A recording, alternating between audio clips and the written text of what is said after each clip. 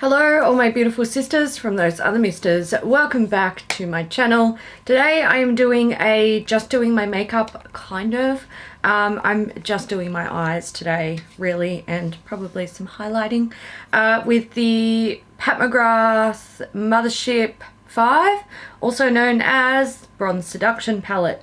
So I picked this up when it launched off the McGrath website, and since I received it I've been playing with it.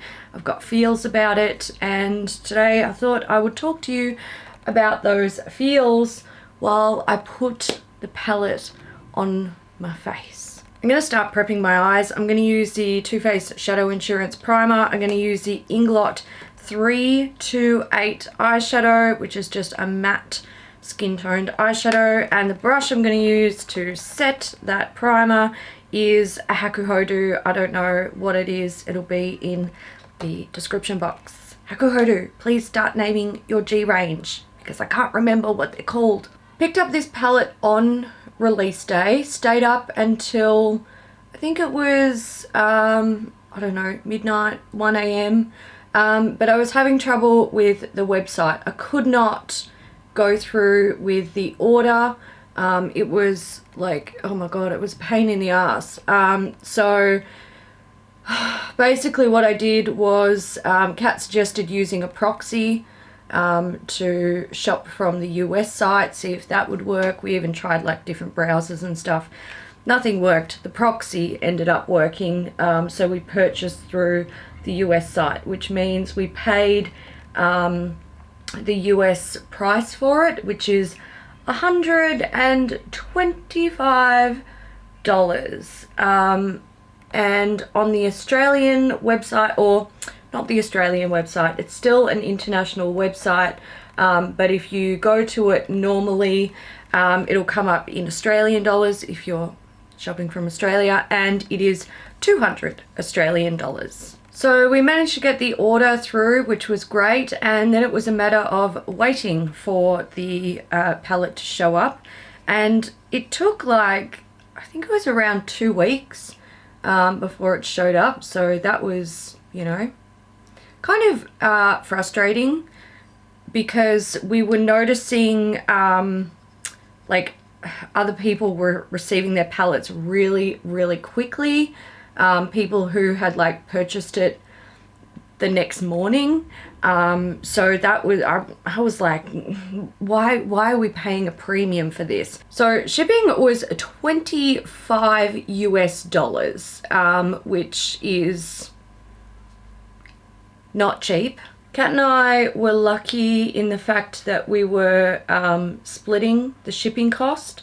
So, you know, that sort of softens the blow a little bit, but it's still really expensive. So waiting 2 weeks for it to arrive was, I think, frustrating for the both of us. So before we get into putting this on the eyes, let's talk about what you get for your 200 Australian dollars or your 125 US dollars. So the palette comes in a box like this. It is cardboard. It has this pretty cool, unique, like wraparound close function. The packaging is really cool. On the back you've got your ingredients. The ingredients are not on the back of the palette, so if you want to keep track of your ingredients, you're going to have to keep this box, which is, you know, not completely unusual. It's a really fucking cool looking box, so I can understand why people would want to keep it. When you open it up, you have a slip with the shade names. The shade names are not anywhere on the actual palette itself. So that's another thing that you have to keep if you want to refer to the shade names. Personally, I don't like it. I'm just like, you fucking serious? Like, either don't name the shades or put them on the palette, because what the fuck? What the fuck? The packaging is really bulky, so I feel like, you know, they probably could have managed to get the names on the already bulky packaging. Something else that I thought when I opened the the package and saw the palette, I was like, the box doesn't, like, mine was torn to start with, which, you know, it's cardboard. Okay, is it a big deal? No, the palette wasn't damaged, but the box is jacked up and it's like, doesn't actually fit the palette, which is really strange. Anyway, that's that. The palette weighs a ton. These are really, really heavy, and they are quite thick, which surprised me. Inside you do have a mirror. It's got beveled edges. The mirror is legit. The mirror is really, really, really nice. It's a great quality mirror. So if you love a really good quality mirror, you are going to get one with this palette. The packaging is really nice and luxe. It feels great. It feels really sturdy, so that's nice. I've seen a few Pat McGrath palette reviews in the past with people mentioning that if you got more than one palette, you can't tell what's what when they're like stored in your storage drawers, so you have to open them up and you know, see which one's which I can understand and I respect, and I think that's kind of a little bit annoying. It would be cool if they put, like, on the back they've got this sort of gold metal sheet, right? They could have put like a little label to say which palette it is. I think that wouldn't look out of place or ridiculous, and it would help, you know, finding the palette that you want that when it's in storage. Inside the palette you have 10 pans. These are pretty standard to like eyeshadow pan sizes. They're not, you know, overly large or small. They're just pretty standard. You've got 3 matte shades, so you've got a dark purple, a mid-toned cool brown, and a darker sort of chocolatey brown. There's a satin here, which is a nice shade. It's kind of got like it's kind of champagne goldy shift to it. This is sort of like a taupey color with some micro glitter in it. It's also kind of like a satin with glitter, if that makes sense. This one up here is like it's got a base color. It's like a bronzy shade with gold glitter. Every time I use it on my eyes, I feel like it just goes on looking like a pressed glitter. We have 3 really cool sort of like, they're almost like flaky duochrome glitter type shades. They're not glitter, but they're kind of like a flaky pigment. It's interesting. These are, you know, they've been out for a while. People who have really diverse eyeshadow or palette collections probably would have seen shades like this before. They're all really pretty. And then we have like a metallic red down here. All right, let's start applying this to my face. I'm going to go in with this shade here. I'm not using the thing with the shade names on it. It's annoying going back and forth.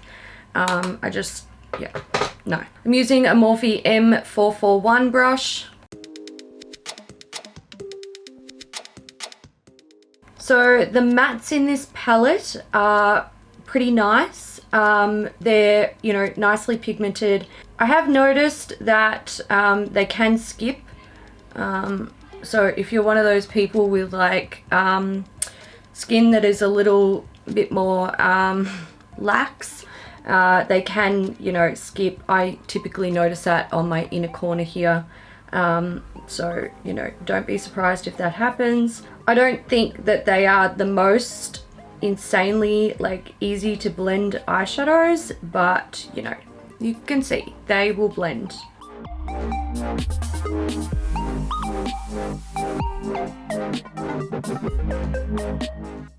Back into the palette, I'm going to apply this darker brown. I'm using a Hakuhodo S142.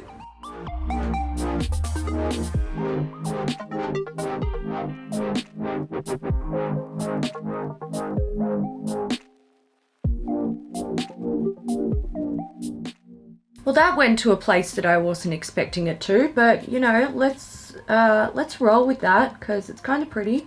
I wonder if I can duplicate that on the other eye. Probably not.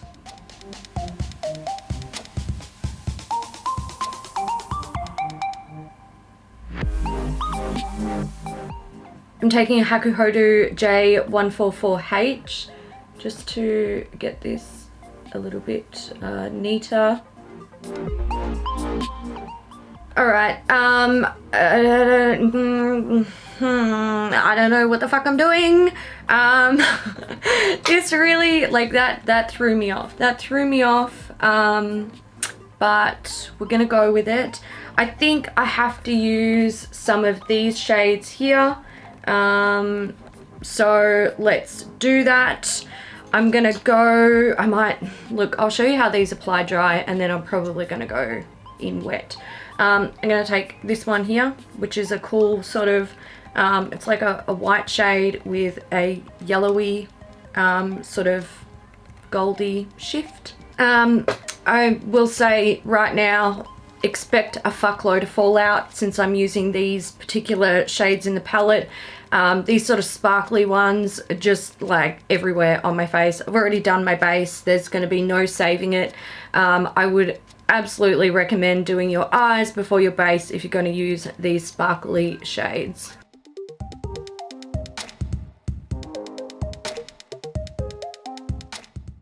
Now I got that one on dry. I'm going to wet my brush. By the way, this is a Hakuhodo J144H, the one that I was using before.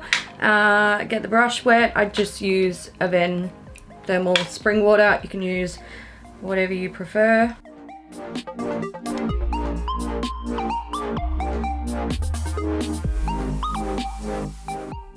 Hopefully you guys can see the slight difference there.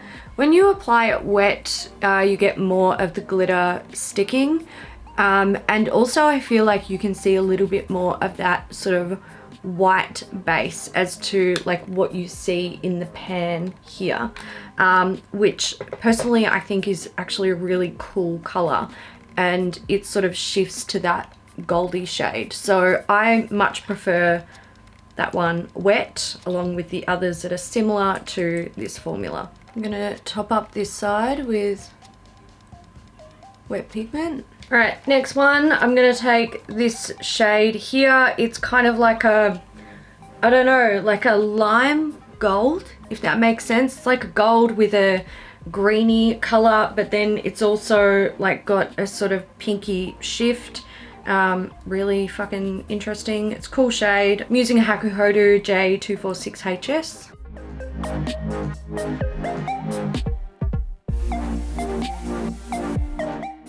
Same brush, just wet.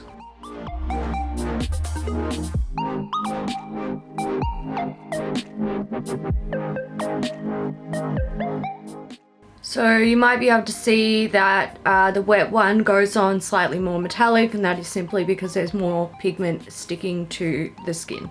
Let's do the last sort of flaky metallic. It is this one here. It's this really sick sort of rose gold shade. It was out of focus. It's really hard for me to show you guys what I'm doing and keep the fucking mirror out of the view of the camera. Now we're going in wet.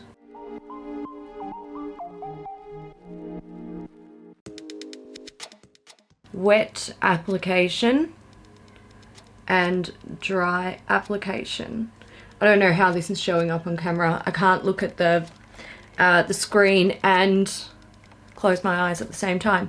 I feel like when it is used wet, you get a really beautiful glittery metallic finish, and when you use it dry, you just get like sparkle sort of finish. And I mean, look at the, can you see all the fucking fallout on my face? Like, you need to have some deep-seated love for glitter to want to apply this to your face after you've done your base.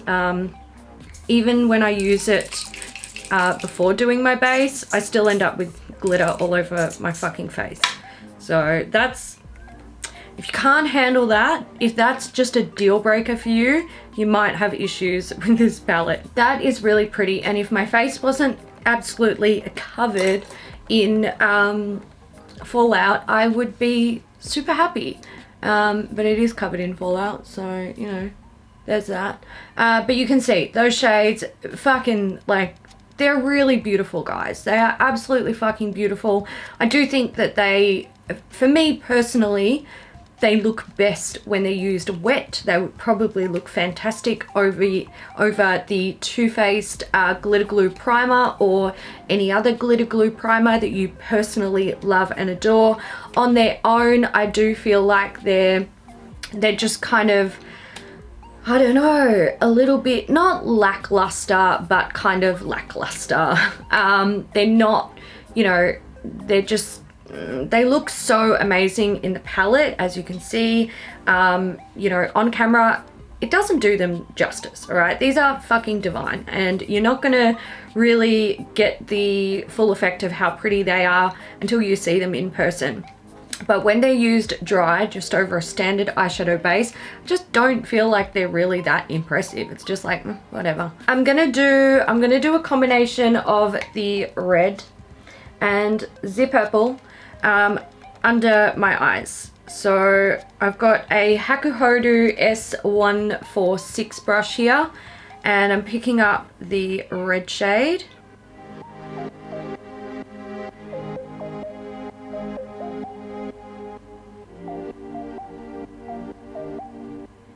This is a really nice eyeshadow. I was planning on using this on my lid today, but then other things happened.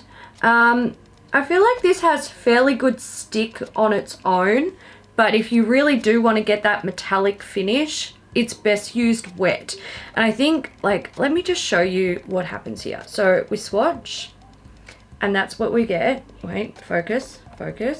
So it looks really nice and metallic. Then we take it on an eyeshadow brush and we apply, and you've got to like build it up. But it will build and it will stick onto itself eventually. Then if you use it wet, look at that. Look at that. It applies even better than a finger swatch.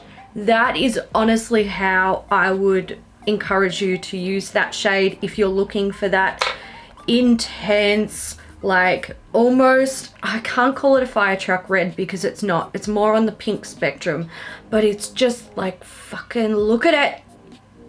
That is beautiful. This red shade actually turns into, it's almost like it becomes a paint when it's wet. And you can see I dipped a wet brush into that pan and then went in with my dry blender and picked up some of that wet pigment that was on the top of the pan, and it just goes on so fucking vibrant. And I may have destroyed this look, but let's see if we can save it with some of the matte purple.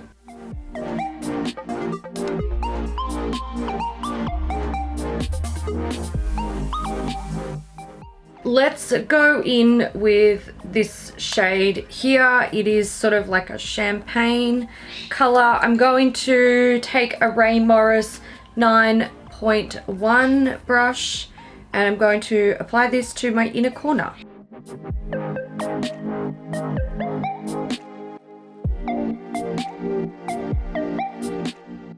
Alrighty, while we're on this shade, because I feel like you can't really see it all that well on the inner corner, so still on this one, I'm taking a Hakuhodo G something brush. They don't name it. I don't know what it is. I'm going to use it to highlight. I haven't done this before, so hopefully it's not a disaster.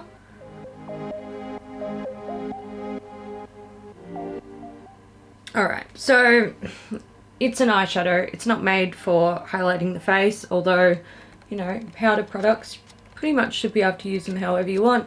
I don't know if you guys will be able to see. Maybe you will, maybe you won't. It accentuates the texture on my cheeks. Probably just a little bit of a like too heavy formula, but maybe you will also be able to see that sort of glow that it offers. I have used this on my eyelids before, like all over the eyelid as the main color with other shades in the crease, like matte shades to, you know, give it some dimension. And I actually feel like that particular shade doesn't last on my eyelids very well at all. And you don't get that beautiful sort of golden glowy shift. So it, I personally think it looks best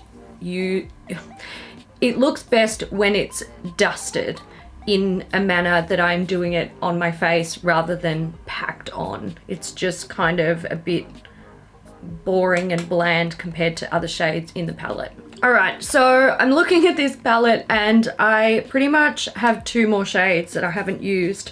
I've got the bronze, which is this one here, and I've got the sort of taupey shade, which is this one here. And I'm kind of thinking like, how do I incorporate these? Let's go into the glittery bronze here. Focus, not on me, on the palette. And I'm gonna tap this over the start of the wing.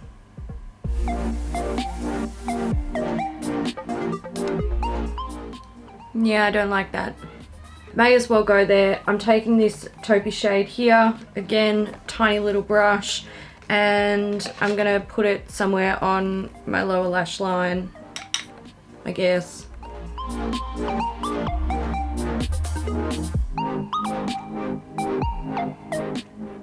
Not that you can really see it. Okay, ow. Something's in my eye and it doesn't feel good. Probably layers of 10 fucking eyeshadows. Okay, so I've got all of the shades on my eyes. It's, you know, bit of a shit show at this point. I'm sad that I fucked up that liner with the bronzy shade, so I'm gonna see if I can tidy that up. I'm just taking the dark matte brown over that bronze to bring back some definition into that particular part of the wing. Put the fucking palette down, Hayley. Put it down, put it down, put it down. Let's do some mascara. I'm just using Benefit Roller Lash. Let's see if we can bring this look together with some lashes. To finish off the look, I popped on some Charobella Kilig lashes. These are very big and bold, so I trim them to fit my little eyes. Okay, so I guess I should give you some thoughts about this, because you're probably wondering, you know, what do you think about it? Okay, this is gonna probably be very unpopular opinion, but I'm gonna go there. I'm just gonna speak my truth. I don't think it's worth it. I don't think it's worth $200. There are many reasons why I don't think it's worth $200. Okay, for starters, the packaging. The packaging is really nice, okay? Don't get me wrong. It's really sturdy. It is thick, it's very heavy. You could probably travel with it and it would be safe. However, I wouldn't, because it's too heavy. Like, it's really heavy. The mirror is really good quality. So if you like all of those things, if you like really sturdy packaging, the luxe look, really, really high quality mirror, then, you know, that's great. If that has monetary value for you, then you should definitely consider that when you are spending the money on it. You should be like, okay, well, 10 eyeshadows plus really amazing packaging and a great mirror, like, if that means something to you, then you should take that into consideration. I don't use mirrors in palettes. I can probably count the amount of times that I have used mirrors in palettes on both hands. I just don't do it. I don't care for it. So for me, the packaging has no value. It's a means to an end for me. It is somewhere to have the eyeshadows stored. If these were sold individually or with a palette, like if you could choose and you got the individual ones a little bit cheaper, I would go for the individual ones and put them in a Z palette in the blink of an eye. I wouldn't even consider buying the palette, because the palette has no value for me. So you have to take that into consideration for yourself when you are considering spending the money on this palette. So when I look at this palette, I see 10 eyeshadows that cost me $20 each, basically. So that's when I'm like, are these worth $20 each? And no, I don't feel like they are, to be perfectly frank. So the matte shades, they're really nice, beautiful colors, very wearable, good formula, but you can probably find them across many brands. They're not super unique shades. There's a dark matte purple, there's a mid-tone brown, and a dark brown. Like, nobody reinvented the wheel with these shades. They are very generic colors. The champagne, I can't even tell you how many champagne colored eyeshadows or face powder products I have in my collection. Like, it's probably a shameful amount. These sort of flaky duochrome shades, they are a bit more unique. Now, they have been out on the market for quite some time. These pigments aren't new, basically. I've got some from Korean brands. I've got one from Chantecaille. The MAC Holiday last year had a couple in there. Stylishly Merry was one. So they're out there. Like, and that's just to name like a few brands. There are a lot of brands that do them. Indie brands, big luxe brands like Pat McGrath. Like, they're out there. You can find them. So I don't think that's super unique. The unique ones to this that I personally feel like I don't have anything that's quite like it would be the glittery bronze, which is this one here, if my camera will focus. Glittery bronze, pretty unique. That's a cool shade. And the red, while the color is not super unique, I feel like the formula is really good. Like, it's a bit more unique. It does adhere quite well to itself, so you can build it like over and over and over if you want to be spending the time doing that, or you can apply it wet and it almost goes on like this metallic paint. Like, it's kind of magical. I do feel like that particular eyeshadow is really outstanding in itself. So you can use it sort of like a light wash of color, or you can basically turn it into a metallic paint. It's really interesting. And then there's the sort of taupey shade, which I don't feel like it's very unique. It's, you know, like, this is it here.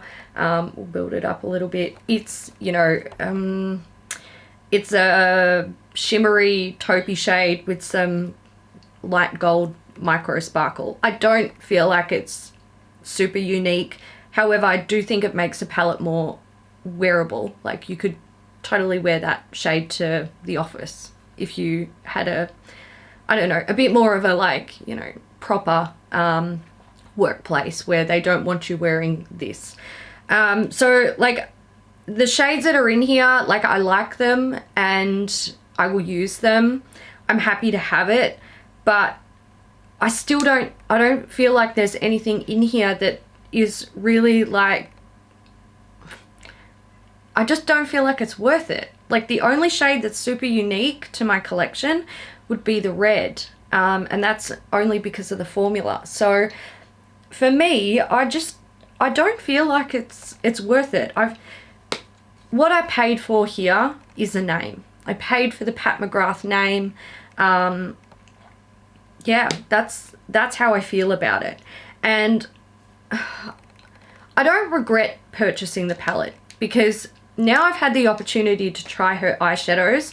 I definitely feel like out of all of the palettes that she has released, this is the one that was right for me in terms of the finishes and the colors and all that stuff. So there's no regret with the purchase, but now that I know what to expect, I don't feel like I would need to purchase another palette from Pat McGrath.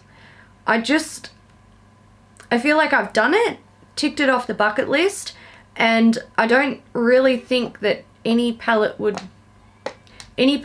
this size would be worth that price tag to me. So this video is probably not going to be super helpful for people who are on the fence about this palette, like, do I buy it? Because I would suspect that you are looking for justification to purchase it, and if you really wanted it and you could afford to buy it, you would have already bought it. Or maybe you are waiting for restock. That, you know, that could be a thing. But, you know, if you want the palette, you buy the fucking palette, obviously. But yeah, I don't know. I feel like this palette's getting a lot of hype. I feel like Pat McGrath palettes in general get a lot of hype, and I don't get the hype. I don't get the hype, guys. I've used a lot of eyeshadows in my time, and with this one, I can see the forest for the trees. They're just eyeshadows. They're just fucking eyeshadows. Not the second coming of Jesus. Not worth 200 Australian dollars. Alright guys, I think I may as well wrap this up, because if I keep talking, I'm just going to be saying the same thing over and over, which essentially is, I like the palette, but I think it's too expensive. And I don't think it's quite worth the price tag. If you own the palette, or if you own any other Pat McGrath palettes, let me know your feelings about the price compared to the palette. Do you think it is worth it? Do you take packaging into consideration with your pricing? Does that mean something to you? Or are you a bit more like me, where you're like, I don't give a shit about the packaging. I want the product that I can actually use. Let me know. Let me know your feelings. I'm sure there are a multitude of different opinions on these palettes, so let me know yours. I hope you guys enjoyed this video. If you did, give it a thumbs up, and I will no doubt see you in the next one. Thanks for watching, guys. Bye.